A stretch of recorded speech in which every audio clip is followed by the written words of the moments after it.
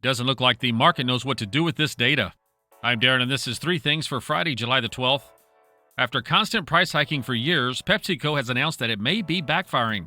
Consumers seem to be switching to private label, less expensive brands as the snack and beverage company is not seen as a value anymore. In what is considered a historic surge, companies are going bankrupt. 75 companies filed for bankruptcy in June, which is the highest number since 2020. Year-to-date sits at 346 companies, which is highest in 13 years. High interest rate, supply chains, and consumer struggles are being blamed. Rough seas and weather have kept the Gaza Pier from being reconnected. As for now, the mission will cease. The Pier had delivered 20 million pounds of food since mid-May. In these types of situations, there is always questions and worry the aid doesn't end up in the right hands. Trade while you're sleeping across time zones with Arbitrage Trade Assist. Sign up today at arbitragetrade.com. Arbitrage Trade is your trusted source for business, finance, and tech info. Uh-oh, Brad's buzzed. Oh, yeah? Yeah, he's starting with the woots. And now a speech. I just want to say that friendship is about heart and brain. Who's with me? Good thing is, he knows when he's buzzed. And my brain is saying, when it's time to go home, somebody call me a ride. Love that guy. Me too. Know your buzzed warning signs? Call for a ride when it's time to go home. Buzz driving is drunk driving. A message from NHTSA and the Ad Council. Going to the beach or even just the pool? Here's Amazon's Summer Reading 2024 recommendations. Caroline writes, "For me, the summer has always been a time to squeeze in some extra reading. In high school, it was required reading for the new school year's English class. But now, I can choose my own books. So here's a quick look at some of this year's fiction bestsellers so far. All the Broken Places by John Boyne. This book is a compelling and complex novel that follows the life of Gretel Fernsby, a 91-year-old woman living in London who harbors dark secrets from her past. Gretel is the daughter of a Nazi commandant of a concentration camp, a past she has spent her life trying to forget. The narrative alternates between her haunting memories of her childhood in Germany and her current life, where she encounters a troubled family in her apartment building. In his review of the book, John Irving said, "You can't prepare yourself for the magnitude and emotional impact of this powerful novel." Second book is The Lost Bookshop by Evie Woods. It is set in Dublin, and the story revolves around a mysterious bookshop that seems to draw in 3 main characters, Opaline, Martha, and Henry, each struggling with their own personal challenges and secrets. As they connect with the bookstore, they discover that their lives are intertwined with the stories within its walls, leading to revelations that challenge their understanding of reality and themselves. One reviewer commented, "I love all the details in the story, and the last few chapters had some shocking twists that left me speechless." The third book is The Ministry of Time by Kaylee Ann Bradley. Set in a near-future London, the debut novel follows an unnamed civil servant who is recruited by a secretive government agency known as the Ministry of Time.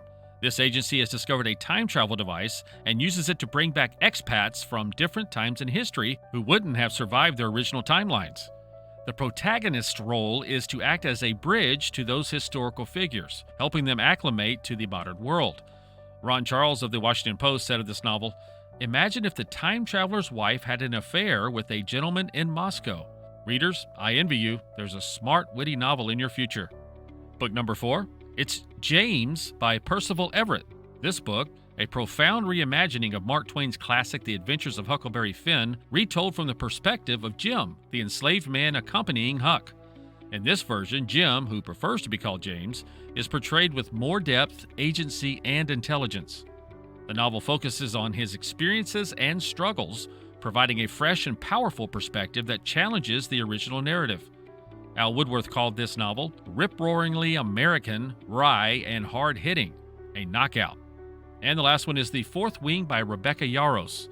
This book is the first of a trilogy of fantasy romance set in the brutal and competitive world of a military college for dragon riders.